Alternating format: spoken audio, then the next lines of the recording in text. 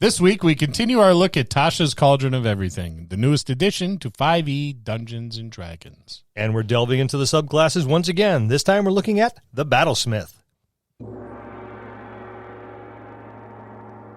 Support the Dungeon Masters Dojo by heading over to Apple Podcasts and Podchaser and leave a review. Take the time to leave a comment as well. This helps make us more searchable to those listeners interested in content such as ours. But more importantly, we want to know how we are doing and what topics you would like to hear about. Another way you can support the DMD is by buying the DMD a beer, so we can continue to deliver quality content to you, our listeners. This also helps us upgrade and replace equipment.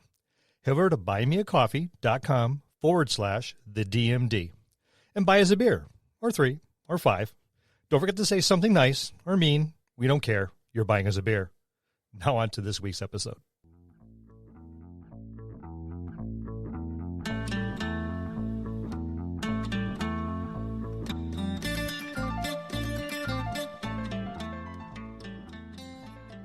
Hello, and welcome to another episode of the Dungeon Masters Dojo podcast. This is a show for game masters and players alike. We hope to bring you tips and tricks to elevate your game and develop the art of dungeon mastery. I'm your host, Louis Aponte, and these are your dungeon masters, Scott Labby and Bill Robotile. Let's enter the dojo and see what they have in store for us today. Hey, Scott. Hey, Bill. This is our third time trying this. Off to a rocky start today. Lou's been yelling at us. He's horrible. I stormed off set crying. It's just like when I'm at home trying to do some basic plumbing. I spent a half an hour just picking out all the green M&Ms so Scott can feel better. Yeah, it worked. I appreciate that. Anything for you, buddy. If you wouldn't have messed up in the beginning, we wouldn't be here. Well, we would still be here, but we wouldn't be doing this the third time. Our producer is the best we can for our budget, which is 0, and therefore we have Lou. Yes, and out of the 6 buttons that he needs to press, he's pressed all of them. He's pressed all of them except the one he needed to press twice. Now we're on round 3. Yeah, there was a countdown. People were nervous. We had to call the fire department, evacuate the basement. It was scary. Yes, but now we can make a podcast. We're up and running. Yeah. So let's talk. Enough about me. Let's talk about the Battlesmith. The Battlesmith. Battlesmith is pretty cool. Conceptually, I like that they had a little something to do with the creation of the Warforged in Eberron. Yeah, quite a bit to do with it, actually. But yeah, and that's something that, I mean, that's the fodder for an awesome storyline. Absolutely. As a hobby, let's create a race, a sentient being. Let's just build it because, hey, we can. Yeah, and when does that ever go bad, right? I mean, it worked out fine in Battlestar Galactica. Oh yeah. Right? Yeah. It worked out great in the Terminator franchise. Harmonious. Yeah. Yeah, I mean, actually, in the Terminator franchise, they should have concentrated more on making decent movies for the last couple of years than the rubbish they put out. But yeah, I mean, there's a lot there for a cool campaign. Yes, there is. I mean, I like the Eberron campaign setting, particularly. I like this class a little bit better than the last one we looked at, the subclass. We will get into strength and whatnot as we go on, but I mean, right out of the gate, you're starting with your tool proficiency. How can you build anything without tools? That's right, especially if you're building like a thing, like a person, which is basically what they are. Well, a creature. I don't know about person. Well, I don't know. I mean, I've met some Warforged that were very personable. Well, yeah, Warforged, yes. Yeah, but this class goes into. It's got metal pets. I mean, it's got metal pets. Not great to snuggle with on the sofa, but I mean, that's cool. Well, I mean, if you build a lap dog, you'd always I guess glue some fur to it. Or think about that. If you're making your big your construct dog, being a gnome and riding it into battle, yeah, that's pretty badass. That'd be badass. That is. Yep. That is. I'd have to paint it up, right? And like with the pinup girl on it, just like with the Jaegers that I keep calling them that. That's really not what they are, but no, but I can't help but think that that's the The armor. Yeah, why just I don't want to go Iron Man. That's too easy. I want to go like Jaeger. Let's fight some kaijus. Let's take the Tarask down. Right? If you can build a suit like that, imagine you get a couple of these other crazy armor smiths and armors and build yourself a whopper of a suit. I'm in. Yeah. Well, you get the artillerist to put a couple mini cannons on there. Yeah, and you're riding behind you, and then you get you're ready to take out the Tarask. Then you get the battlesmith here, doing a few little things to it too. Yeah, there you go. So you get your tools, right? Yeah, you got your because tools. You got to. The goblins with the snap-on wagon come by the shop. Yep, the snap-on caravan pulls up with all the goblins with their 4/16 wrenches and ratchets and the whatnot. Say that again. Sledges, 4/16. 4/16. 4/16. They're goblins, Bill. Yes, they are. That's how goblins measure. And that's how Scott measures, too. That is also how Scott measures, 4/16. Which is why Scott calls me when he needs things constructed. Yes, and which is why my major was psychology. There's no math involved. There you go. So, yeah, you get the snap-on wagon with the goblins that come by. It's pulled by a bunch of mangy dogs, and that's where your battlesmith gets their tools, right? And they're proficient in them, which is important. Well, as we very stated, important. Very important. You can't build anything without it. So you start off, and then you start with battlesmith spells. Lou brought up a good point on the spell list. It looks an awful lot like the paladin spell list. Very More much than so. a passing resemblance. Yes. It Well, they do. They originally in the Eberron book too is in the wars where they built the Warforged. They were also the medics for the Warforged. So I could see maybe as a stretch it would be you'd throw that paladin in there. I think it's a little too close to the paladin. It is. I mean, as far as the spell list, I believe. Yeah, you're right. I get. How they apply, though. I mean, you want to buff up these. I do too, but I these think creations they needed to make it a little, maybe customize it just a little bit more to make it a little more personal for this class. Well, your battlesmith is your tanky class if you really want to, get into it. So I could see them having these tanky abilities, I should say. Yeah, I could see the justification. I just think they needed a little bit more variance there, a little bit more variety. So then, third level, Steel Defender. This is probably the most attractive part of this entire subclass. Yeah, you get a pet. You get a pet. You get to build your own pet. So you're part ranger too. A little bit. Yeah, a little bit. Okay, quick question. Lou, Steel Defender, what would you build? I'd build a mini me walking next to be with me with his... I'd dress him up, too, just like one of the party members. So Lou would have, like, a Lou action figure. He'd have a little Lou. Yep. Well, there's reasons for why I would build more of a humanoid instead of more of Why an is that? animal. I don't want to get into it because it'll break the game. He's already trying to break the game. Typical Lou. Well, let's hear it, Lou. do you really want to?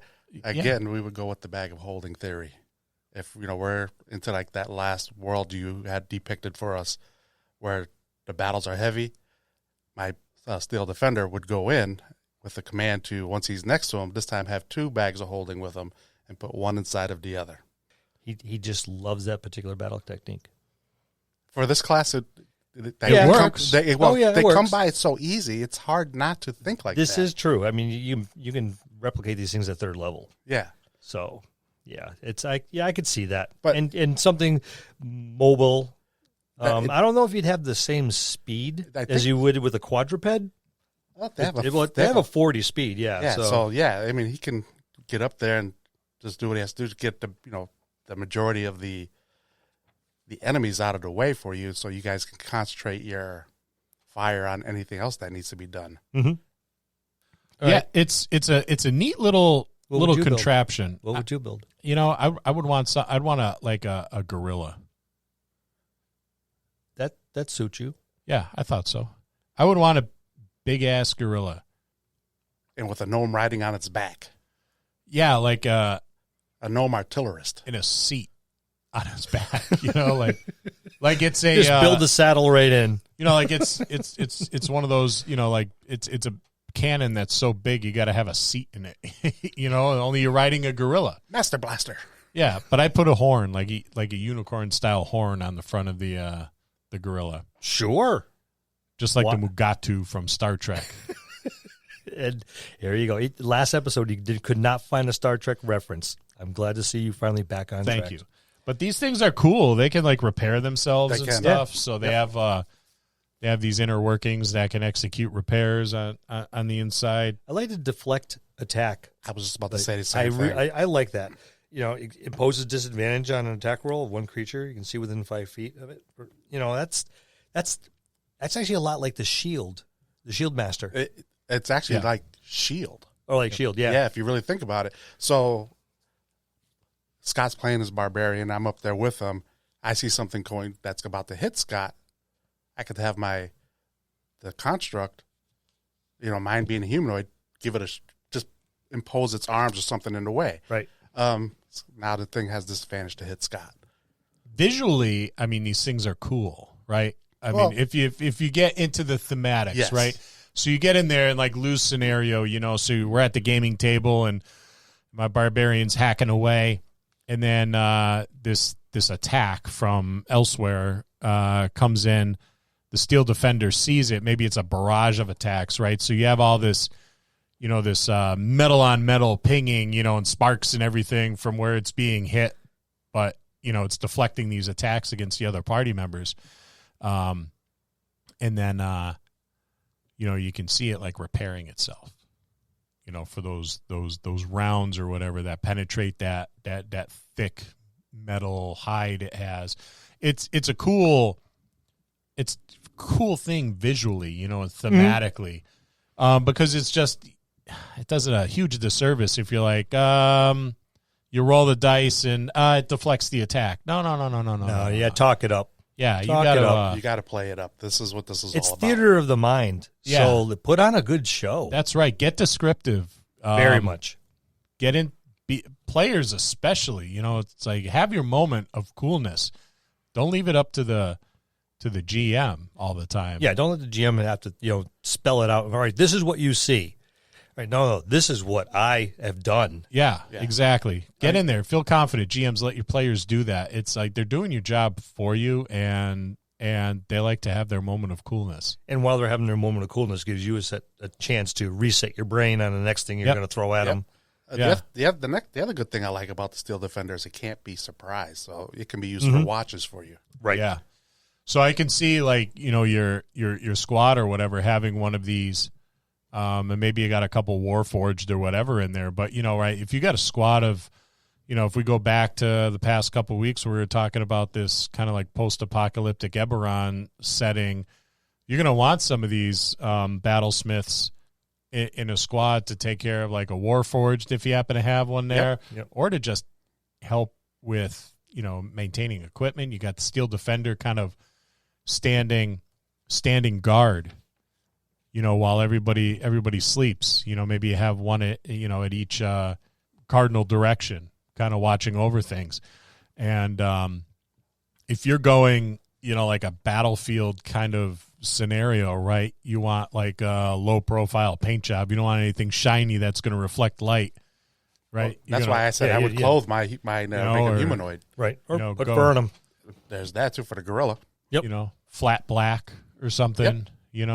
Something low profile. That'd work.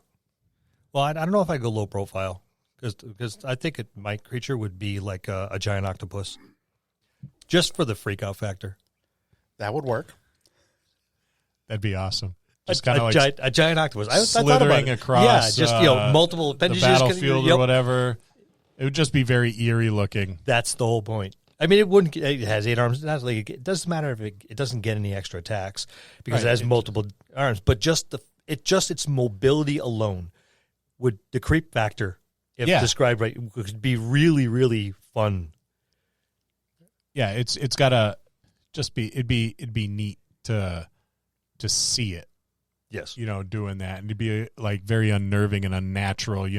To an enemy. Well, there's the bear, there's the gorilla, there's the giant wolf, there's an undulating mass of what the hell? Yeah. Is that and a sea creature Yep. On land. on land. Doesn't belong here. Yeah, it has a decent AC to start off with, AC 15. It's not bad at That's all. not That's not bad at all. And a 40-foot movement speed. Which is they're fast. So imagine this for me, octopus. that's 5 feet per leg. Yeah, it's imagine this octopus thing of yours just ripping across like a battlefield or something, going after the enemies at 40 feet of movement is pretty impressive. And creepy at high speed. Very off-putting sight. They get the battle ready, which is your combat training and your experiments with magic pay off in these two different ways. You gain proficiency with martial weapons, which makes sense. When you attack with a magic weapon, you can use your intelligence modifier instead of strength or dexterity for the attack and damage rolls. I really like that a lot. Mm-hmm. That's huge. Yeah, that's because if you're the thematically, you really need to be intelligent to be doing this stuff. You have to have a much higher intellect, to be building these things, especially in a world where this sort of technology is not maybe commonplace. Well, it's not just the fixing; it's the conceptualizing of what you're building, and then starting from scratch. And how's it going to work? And building from the inside out.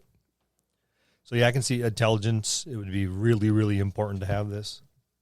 Then at 5th level, you get your extra attack. Yep, and that's a nice feature. The arcane jolt afterwards at 9th level. I like that. That whole feature right there. That is pretty cool. So you can I like how you can use it two ways. You use it as a healing spell, or you can use it as clear. Yep. Yeah. It's and like that's how Lou would use it to harm people. Cure and cause light wounds and cure and cause serious wounds from the old days of D&D. You could just flip the effects of it. But yeah, I see their healing kit being so different and terrifying from like other like field medics kits and stuff like that. Like I would almost want. There's nothing soft. Everything. Soft gauze. Yeah, no. We're gonna staple that wound shut. Yeah. Just very hard and utilitarian and uncomfortable. Yeah, and just for thematically looking, if I was going to use Arcane Jolt, I would have a gauntlet on with wires attached to it, just so it gives you that effect of that jolt coming through, whether it be good or bad. Yeah. Yep. Yeah, and the crackling of energy around it, and maybe you can even see like these little bolts of a magical energy kind of sparking. The glove's not holding it all in as it should, and then it jumping from receptor to wire to capacitor, and depending on what you're doing, harm or healing depends on what color. You can do the color scheme. You can say red or green. Yep. Or all of a sudden it starts growing spikes, as opposed to a soft undulation motion that seems to like a mirage kind of thing that goes around it. So you can have fun with the effects too. It's all thematic. So it is, but I do like the healing. It's 2d6. Within 30 feet of seeing them, I believe that's what it says. Yes. Yep. So you don't even. It's like healing word, but on steroids. Yeah. Yeah. It reached out. That 2d6 is pretty decent. Yep. I see it being a lot like an AED. That's what I was. Yep. No pulse detected. Charging. Stand clear of patient. Charge delivered. Boop. And then the big thump. Especially from behind. Someone's taking, maybe your tank's taking blow after blow, and then they just get blasted from behind with this jolt of arcane healing energy, and there's like the energy kind of like crawling all over them for a while, across their teeth and everything. And eyes glow a little bit. Yeah. So yeah, guys, when you're doing this, throw some vision into it. Don't just make it, I heal them. Yeah. That doesn't work. Boring. You get 5 points of healing back. Yeah. No. Yeah, I use my paint arcane the picture jolt for everybody, including your DM. And reward it. GMs reward that sort of thing, with extra experience points or inspiration or something. I was going to say inspiration. Yeah, inspiration. That's where that break out that inspiration idol, man, to boom, plop it right out in front of them. Because that type of stuff, if your player is jumping up and doing this, and number one, we've already mentioned it saves you the effort of doing it. Hopefully this sparks your other players to get out there and do the same thing. It's like, wow, that was cool. Okay, this is what I'm going to do. That's what generates a really, really fun table when everyone gets behind their character and starts doing these kind of descriptions. Absolutely. Yeah, that's what you're striving for. As a game master, you set it up. All you can do is set up the pins, and let them take the shot at them. But if you got someone that's willing to jump in there and give those descriptions, nurture it as much as you can. That's the difference between, a 4-hour game session feeling like 4 hours and a 4-hour game session feeling like 15 minutes. Yeah. It's 10 o'clock and your wife's giving us dirty looks. Why? Oh crap! It's 10 o'clock. And that's a sign of a good DM. You have good players at the table. We went. Me and Bill played a game with Scott Legault last week. Yeah. And it was one of those games where we had Aaron from Level Up Your Gaming came and played with us, and we couldn't get Jared this time, but we're going to get him. He was on the road. Yeah, he travels a lot for work. Even so if we have to nail down. Him. Yeah, I plan on renting a white van with no we've windows. Been known for that too. And, for abducting people. Yes. Yeah, actually we have. Yeah. Not in a bad way, people. Yeah, not in a bad way. No. What'd you do? This is how we get people to. Your wife won't let you come and play. Don't worry, we'll fix that. Yeah. Tell her the van's going to pull up front, and you need to go out there and get the paper. And when we throw you into the van, just remember the last thing you want to scream is, "It's okay, I know him." It's hard to find pantyhose now, to put over your face. But Frank and Ben from our gaming group were there, and Scott's sister-in-law played as well. She played an awesome Mary Jane. She did. It was a Call of Cthulhu, but we started, and 15 minutes later, 4 hours had gone by, and so it was a good time. But that was a lot of different people doing a lot of what we're talking about, and it was a cool time. Yep, called role playing. Role playing. That was. I mean, what was it? His sister-in-law is like, well, I got to leave in about 2 minutes to go to work, and a half an hour later, we finally closed the game up. Yeah, at like 11:30 but at it night. felt like 2 minutes. Yeah. So encourage that stuff at your table. It's definitely worth it. And it really doesn't hurt anything. It's really automatically just for looks. It's not, like I said, with the glove with the wires. That's just me being a battlesmith. That's what I'm going to have. And it's not doing anything extra, but it lends to the visual. Yeah, and the next battlesmith may not even have any gloves. He's got a backpack which has a giant car battery looking thing on it and a set of jumper cables that he puts somewhere on your body. What are those for? I'm going to help him. He's injured. Yep. What? Or it's in the form of some sort of rod that shoots out a bolt of electricity or whatever arcane energy that the Ghostbusters. Yeah. Something like that. That would be just cool. Slides it back into the battery pack. And if it's a bad guy, it's a cattle prod. It's So everybody's technology could look different, and the effects are all the same. All that thematic stuff could be very different looking because, people do things differently. Yeah, artistry in the delivery system. That's right. So let's move on to the improved Defender. This is where the Defender gets really good. The Defender gets really good. You get to upgrade. Yeah, an extra attack, which is... Am I reading that right? Yep, you are. Yeah, okay. Yeah, an extra attack. Awesome. The construct gets an extra attack. Yes. Yep. Yeah, not the player, the construct. +2 to your armor class, so that goes from a 15 to a 17. Yeah, that's pretty good. That's huge. You get an extra damage and healing of your arcane jolt, both increased to 46, that's pretty good. Which is a pretty substantial. Well, at 15th level, I mean, so at this level, your characters are dealing out heavy damage, but so is your bads. Yep. Yeah. Yeah, your badge are dealing out, good chunks of damage too. So you're talking, 46, that's huge. It's okay, but it's decent. It's decent. Yeah, I like the bump in the AC for the construct Yep. because you got to remember it's going to be going up against your bigger, badder guys to do that disadvantage to right. It's going to be there imposing itself and its will. Yeah, and you got to remember you can also use this to give yourself the help, have it help you, so you get advantage. Yes. So. And I think probably my favorite feature to this improved defender is whenever it uses its deflect attack, the attacker takes force damage equal to 1d4 plus your intelligence modifiers. That's pretty neat. It's almost like, and there's no save. Yeah, you're right. Whatever the attack is, maybe there's a ricochet or something like that. From a magic missile or something. Yeah, it comes back at you, and you get hit with part of the damage. Piece of metal comes flying off. Yeah. You're dealing with shrapnel. You're dealing with any number of things. And by this time, your intelligence modifier is probably at least a 2, probably a 3. I would hope so. You're in D4, so you're looking at a minimum of 4 points. Yep. Yeah. Usually, minimum of 4 points plus the chance of more. You max your roll. That's almost a hit die. That's pretty good on a piece of shrapnel. Yeah, that's a free damage. And that's free damage, right? Yeah. Which is always good.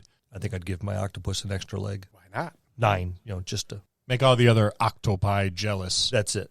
That 9. That would be slithering around. That would be a septipod.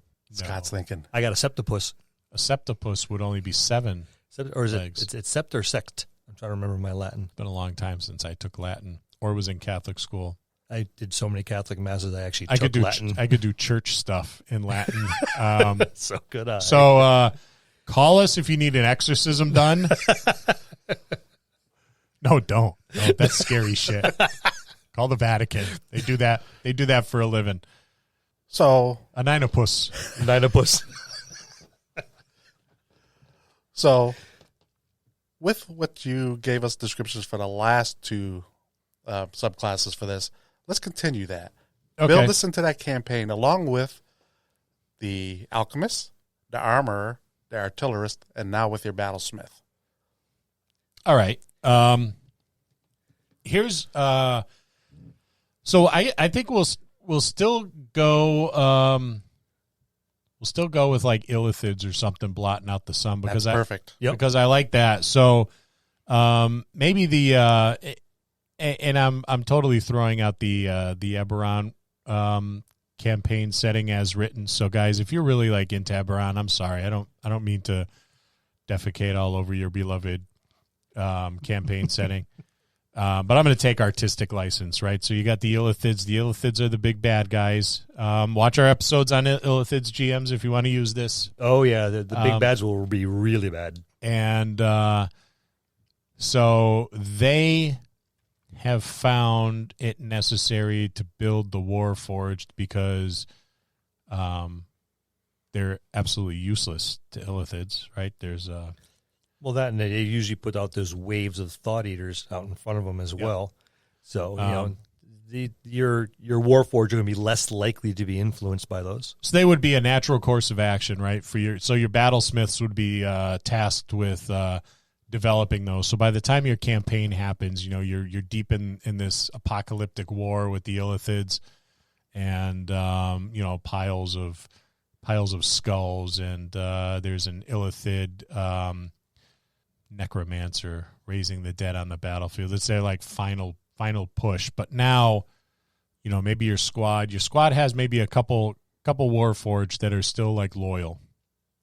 Right, but the other Warforged, having achieved sentience, didn't necessarily want to have any involvement in these wars by all the squishy people, so they've left. They've revolted, which all the carbon-based life forms, to quote Star Trek, are kind of like left in the lurch, having to do this with a few of the loyal Warforged. But now the Warforged have their own army. Right, so they're keeping the illithids at bay. They're keeping like the squishies at bay, and they're just waiting for whoever it is that wins the war to finally finish them off. So now you have this like 3-way going, and it's not the cool kind either. And where would your battlesmith fit in? Well, naturally they're your field medics. They're helping to keep. Maybe you have 1 or 2, in your squad, and your those steel defenders are an extra combatant too, and naturally, of course, too. Maybe the steel defenders are the answer to the Warforged. Maybe the Warforged were a little too intelligent, and that's why all this trouble with them erupted. We don't want to be here like soldiers, but these aren't as smart. No, they're not. Right, and they disappear if you die. Right, so they don't keep going like the Warforged did. And on that whole disappearing thing, don't make them disappear like poof, they're gone. Maybe they're bonded to their creator, so they just cease to work because all of that energy and that magical bond that they have between them and their creator is what is their life force. It's gone from an animate object to statuary. Yeah, it just stops working. It's a little more than just cover at that point in time. And you have your squad there of all pretty much artificers, except for maybe a couple Warforged, that are something else, fighters, right? But it's like your shock team, Delta Force Small. Yeah, and it's a diverse, group of different species, because at that point in time, whatever like racial tensions or whatever are going on, those are gone. Yeah, it's like, all right, we'll get back to hating each other after we take care of this like threat, of annihilation. Unite against the squid face. Yeah, so your alchemist, which when we were talking about alchemists, we said, it's probably the one that fits best into our homebrew world. It's the more, I don't know, like fantastic, I guess, high fantasy type of thing. Yep. But I think, I'm going to say that the alchemist, certainly in this like kind of post-apocalyptic scenario, it has its place. Well, I see this very much as your support class. Yeah. Yeah, it's he's pulling out elixirs to help get you back up and running. He has a pretty decent spell list. So you got your flaming sphere, your gaseous form. He has healing word. We're going post-apocalyptic, and there's all that desperation, of like a end to everything. Then I would see the alchemist as like having this big belt, and it's this big padded belt full of all these vials and a pump that's like stuck into like one of the the diabetics have that insulin pump. Yep. Something akin to that, but a bunch of different tubes and the whatnot coming from each vial, and basically what they're doing is they're like juicing themselves like Bane from the Batman comic books, right? These are the things. It's like, I'm gonna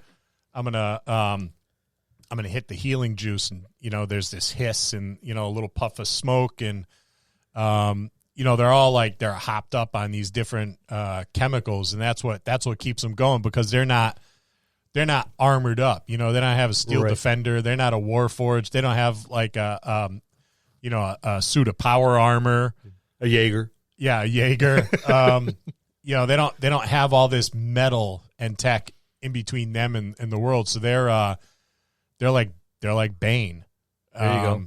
And they're with a variety of effects. With a variety of different effects. They pulled out the little lanyard around their wrist with a little controller. Looks like a lot like the soda dispenser at the bar. Yeah. It's a series of buttons attached to a bracer. There's a tube running up the inside of their arm, and you can see different chemicals, different colored liquids, the bubbles in it, really, really bad for you.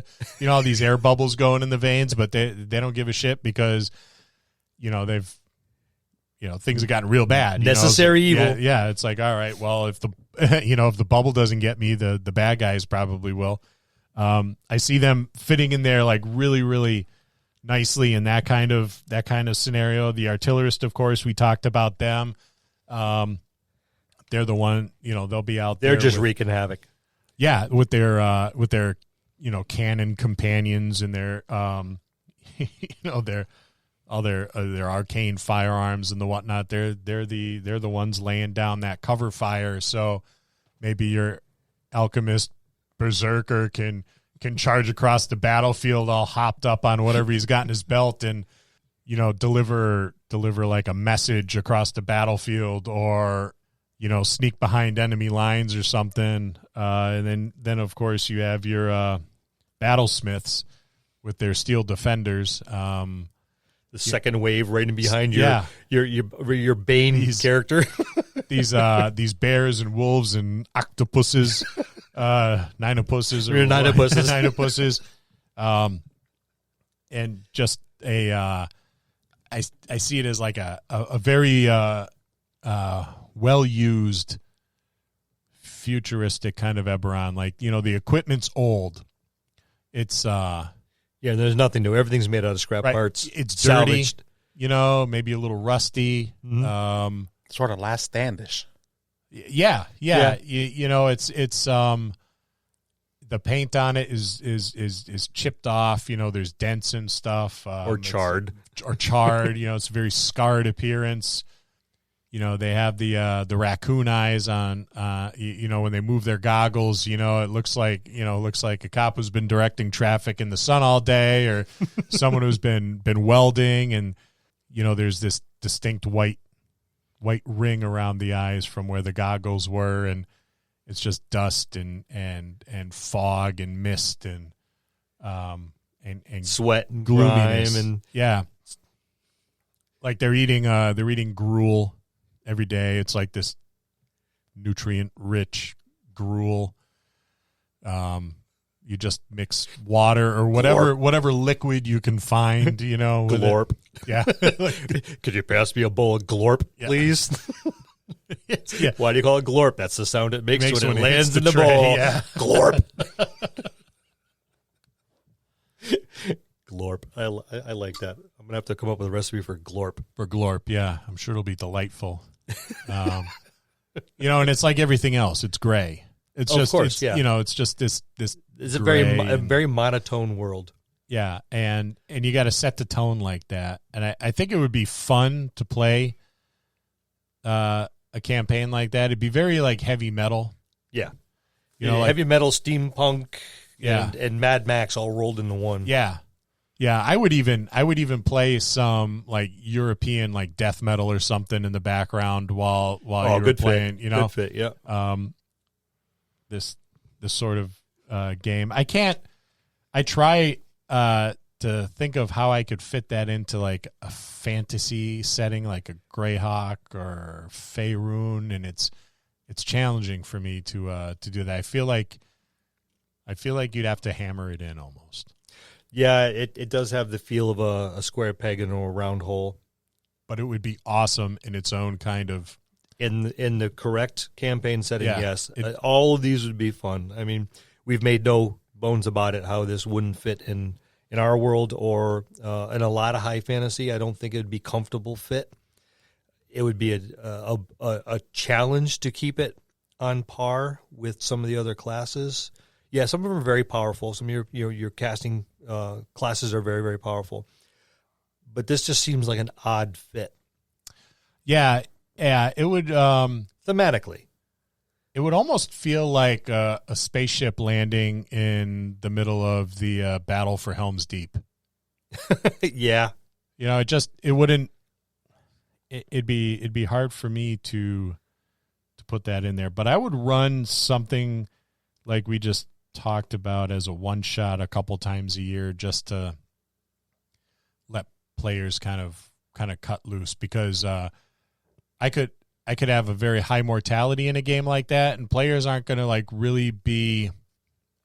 Players get they get really attached to their characters. Yes, they but do. If it's if it goes for a long time, yeah. If it's a 1 or 2 4-hour scenarios a few times a year, then I think they would embrace in like a catastrophic death of one of their characters. Once again, we go to make it very, very descriptive. If you got to go into a 10-minute, soapbox diatribe about how that one character died, then by all means, do it. Yep. Or figure out a way to,